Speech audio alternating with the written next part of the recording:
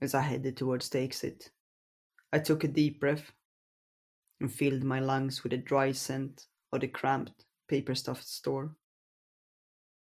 When I stepped outside, I was greeted by the soft, slanting light of the sinking sun. As it dyed the roofs of the town, I felt delayed self-loathing seeping in. What was I doing to my own underclassman? I quickened my pace, as if trying to escape the spiteful upper-class man I had become. Why was it that the dusk pressing down on my back made me feel even more frantic, I wonder?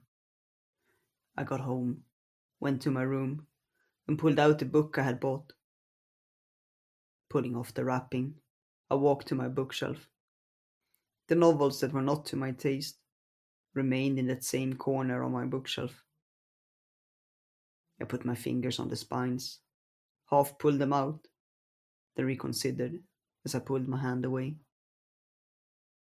I hadn't read them since I put them there.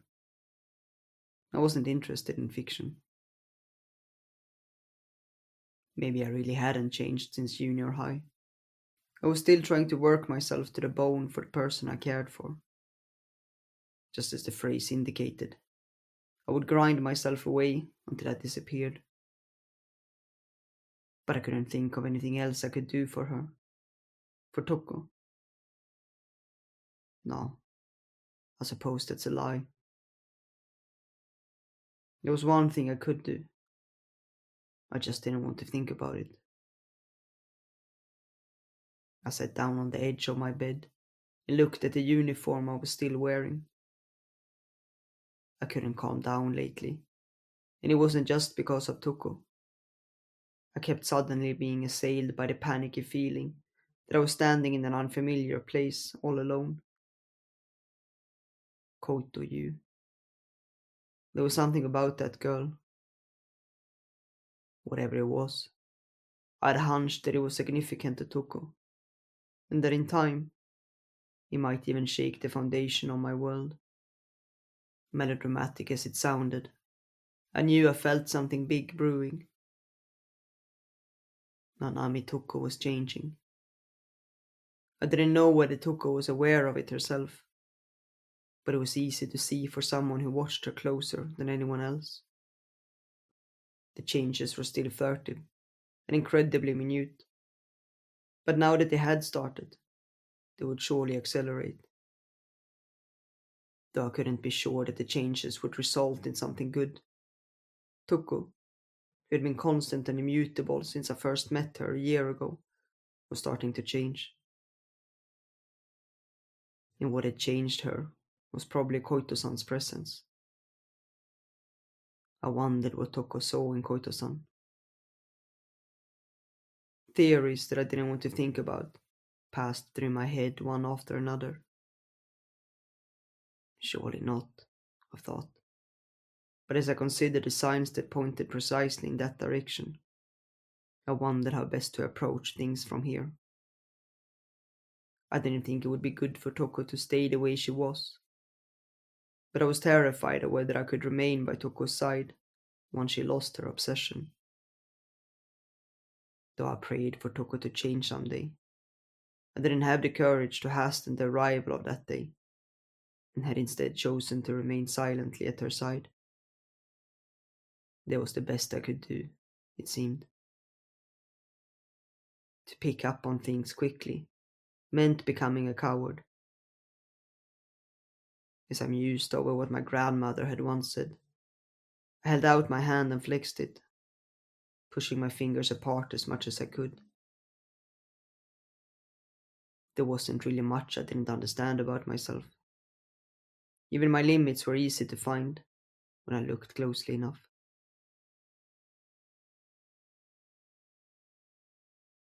After that, the summer approached. Toko suddenly called the girl by her name one day. It happened quite casually, while we were going about our usual work in the student council. But I heard Toko quickly saying, "You?" Her voice seemed to pierce right through my ears and sink into my stomach. Koito-san responded to her unshaken, without even pausing her work. Sweat formed on my back. I remember the time I had mustered up the courage to call Toko by her name when we were first years. The words flowed between them easily, far removed from the joy I had once felt in my chest, like I had just struck gold. When did this happen? What does it mean? The questions swirling in my head rooted me to the spot. When Dojima-kun, one of the other student council officers, pointed it out, Toko simply responded, I thought it couldn't hurt to be a bit friendlier, right? Even Manaka and Midori were on first name basis with Toko. So it really wasn't a big deal. Or was it? Well, in that case, perhaps I could call Koito-san by her first name as well, I stubbornly proposed. I wanted to show her that it wasn't special for Toko to call her by her first name. I wondered what kind of expression was on Toko's face. I was too afraid to look, and my vision started to tunnel. Sure, if you want. Koito-san's eyes had gone round at the sudden turn of events. Faced with her reaction, my panic subsided a bit. I withdrew and strived to compose myself as I took a deep breath. Then I dove deep into hiding. Though there wasn't anything within myself that I didn't understand. The things I didn't understand about those around me were increasing. An underclass man I had only seen as a hard worker at first had become an enigma, as opaque as a swamp. Given everything that had happened so far, I thought things were still alright for the moment. But at the same time, I sensed that it was unlikely to stay that way for long.